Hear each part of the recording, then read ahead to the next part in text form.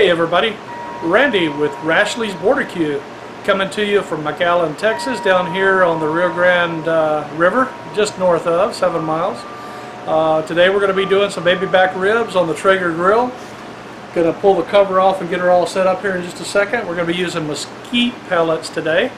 So y'all come back in a minute. We'll get the ribs prepped and get them on the grill. Okay y'all, we got the ribs here, we got them ready to go, well almost ready to go. We're going to take the membrane off the back. I like to use a dull knife so it doesn't cut them. Just kind of get up under that membrane, get it loose, and then I find the best thing to use to pull it to get good grip is a paper towel. So as soon as we get it pulled loose a little bit where we can get a grip on it, take a paper towel, grip it with a paper towel. Look at that, it just comes right off. No problem at all. As they say, nothing to it. Today we're going to be seasoning our ribs with Chupacabra rub. We got the Chupacabra rub here. Really good stuff, made I believe right here in Texas. Those gringos. Look them up on Facebook. And then after the ribs are almost done, we're going to finish them off with some Texas bird bath, peach and mango. We'll use that with, we're going to mix that with Craigs BBQ sauce. Got this tip from a competition cooker up in Austin when I was up there last weekend. So I thought I'd give those two a try. Chupacabra, I've talked to the owner up there, real nice guy. You should give them a try. Okay, so we're going to season up the rib on both sides with Chupacabra rub. Sometimes I like to slather a little mustard on there to help the ribs, the rub stick. But today we're just going to put it on. Not too thick, not too thin. Enough to give it plenty of flavor, but not overpowering. Just something like that. I don't rub it, but I like to pat it on real good. That's probably enough. There's just a little bit of salt in this rub, so don't want to overdo it. And that's it for prep. We're going to throw them on the grill here in a second, just as soon as it gets preheated, and we'll be back to take a look at that. Okay everybody, here's the Traeger. It's one of the smaller ones. It's one I got off of, my wife got me off of a QVC. You can see we have the hopper loaded up with mesquite pellets. It's ready to go. These are the Traeger brand.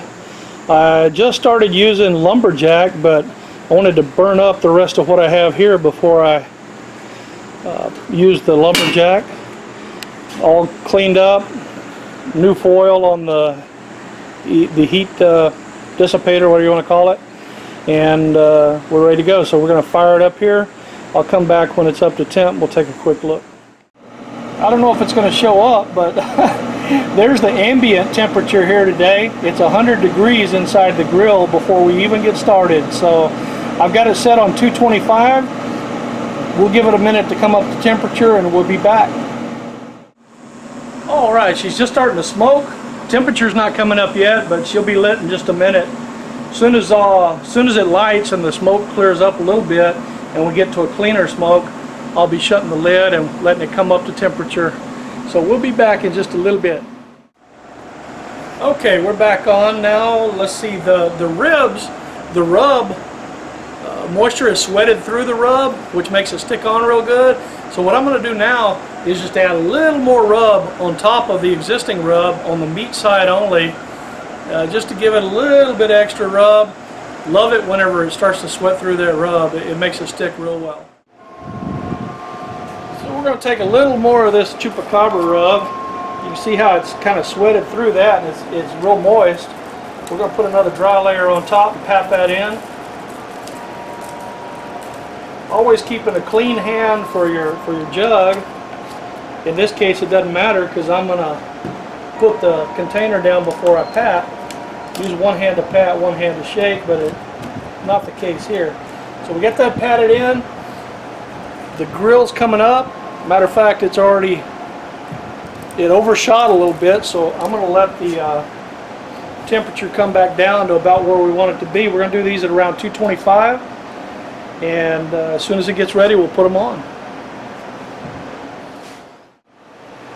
Okay everybody, the grill's up to temperature. It's still a little overshot, but I've turned it down. I think when we put the cool meat on, it'll help bring the temperatures down. So we're going to go ahead and throw the ribs on.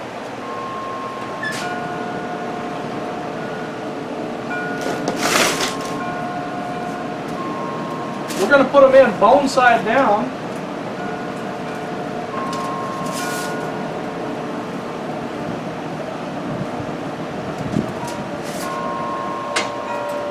And we're going to let them go for a while. I don't know if we're going to wrap them or not. We'll see how that goes during the cook. If we do, we'll wrap them after about 2 hours. And when we pull them out of the aluminum foil, we'll put them back on, let them dry up on the outside a little bit. About 30 minutes before we think they're done, we're going to go ahead and mix the Texas bird bath with the Craigs BBQ sauce. And we'll put that on there and see how they come out. I've never tried it, but you never know till you try, right? All right, y'all. Okay, y'all, we got the Traeger sitting at about a good temperature. Looks like a lot of smoke, but that's because I got some charcoal lighting behind me for another cook.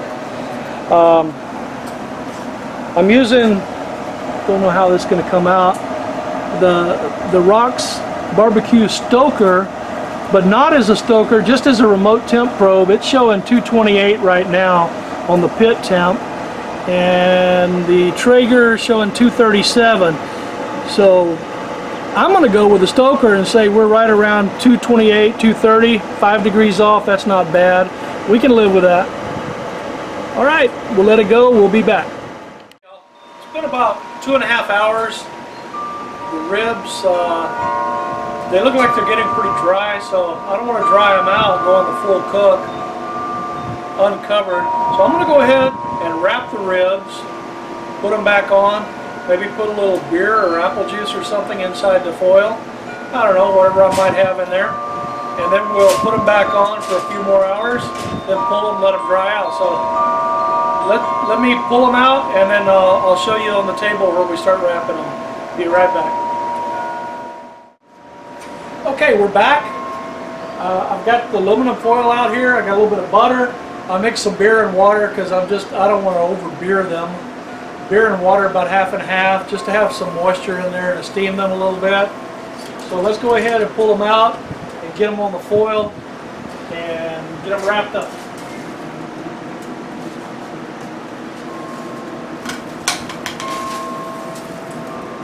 Ooh, that's hot.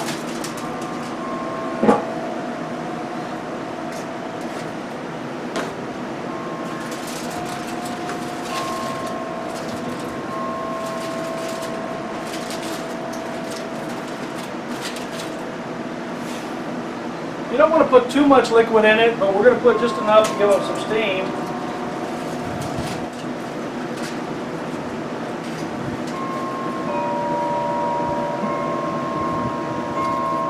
Slap some butter on top of them. I don't have any squeezed butter, so we're just going to use this. I can't believe it's not butter stuff. I wish I had some real butter, but I do not. I prefer real butter every time I put butter.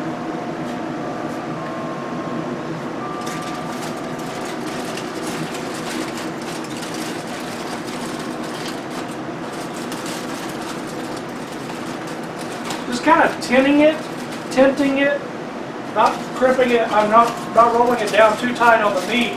Just want to make a little tint in it so it can steam. Put a second layer just in case we get a hole and that one leaks.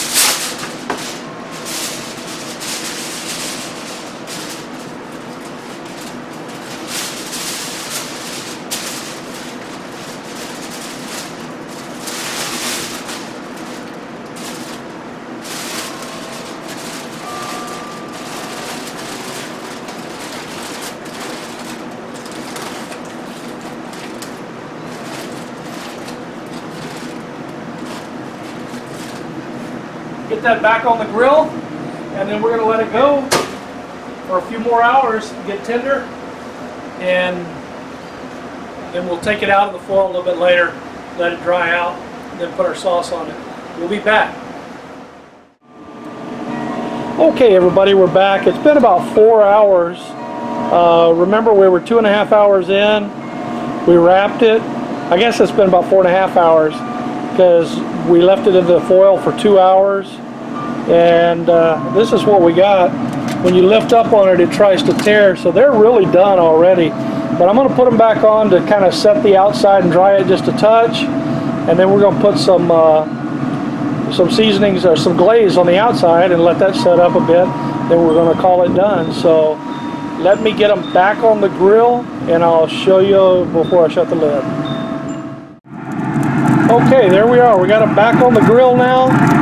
We're going to let them go, I don't know, maybe up to an hour, probably about a half hour, then we'll put the glaze on them, let it set just as long as it takes, 25, 30 minutes, then we're going to pull them off. Alright, the ribs have been on for maybe 30 minutes since I took them out of the foil. I've mixed up half and half mixture of Craigs BBQ sauce and bird bath, kind of a glaze. Let me get you a picture of those real quick. This is the Craigs barbecue sauce, and when I say bird bath, I'm talking about Texas bird bath,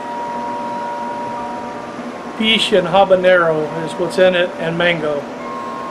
So that's what we got mixed half and half. I'm going to go ahead and sauce half of the ribs, the other half I'm going to leave dry just in case we don't like it. Never tried it before. So let me get to that. Be right back.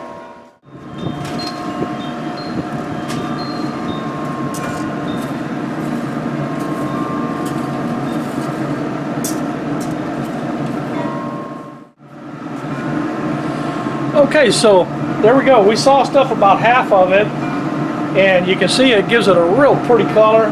Hopefully it's going to give it a good flavor too. I'm going to let them go just long enough for that to set up. I don't want it to start to burn because it's got sugar in it. We'll just let it set up, take them off the grill, and call it a day. Be back when we do that. Alright y'all, we glazed the ribs earlier. Been about 10-15 minutes. I'm going to go ahead and put one more coat of glaze on them. Let them go about 10 more minutes. Remember, we're only glazing half the rack. 10 more minutes, we'll pull them off and we'll call it a day. Well, that's a pretty... I hope it tastes as good as it looks because, boy, it gives a nice shiny coat. Oh, that looks nice. Let's give them 10 more minutes and we're going to call it. I'll be back when we pull them off. Okay, y'all, getting a little bit dark out here, so hopefully we got enough light. I mean, not dark, but hopefully we got enough light so you can see okay. The ribs have been on about 10-15 minutes since I put that last coat of glaze on them. We're going to go ahead and pull them off.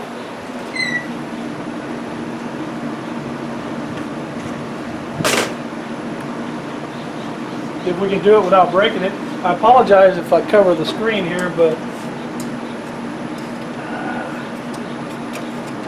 oh yeah, they're trying to fall apart. That bone just fell right out. Okay, they're tender. Look at that. That's funny. All right, well that's it. We're going to take them inside. We're not going to wrap them, but we're going to cover the container in foil, keep them warm till supper time. We're going to eat here in just a little while. So, hey y'all. Okay, the rib cook is done. We brought them inside, we sliced them. We did overcook them a little bit, kind of fall off the bone. I'd never fly in competition, but hey, this ain't a competition, this is supper. And they are tender, bones just pull right out. Gotta love them. Whenever I put the camera on them, you'll be able to see the difference. Let's just do that so I can show you what we're talking about. The ribs that were sauced or glazed, you'll notice got the nice shiny appearance on this end over here. Man, that glaze tastes good too. I thought it was going to be a little hot, but no, after they cooked, they turned out okay. You can see how this end just fell apart as we were trying to cut it. The bones will just pull right out nice and clean. Like I say, that's not good for competition, but this is for supper, so it doesn't matter. We're going to enjoy them here in just a minute. Look forward to it. We've already tasted a few, and all I can say is good, good, good. They're awesome.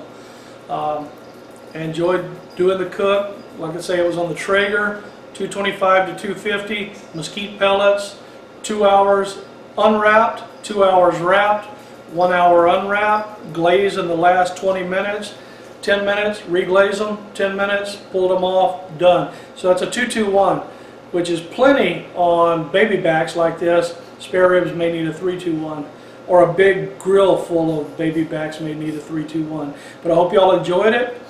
That was Chupacabra rub. Awesome stuff. I'll put a link to it in the description box. If you like this video, I'd appreciate it if you click like and subscribe so you can keep up with the future cooks that we do. Alright, y'all have a good one. And we'll see you around next time. Rashley from Rashley's BBQ.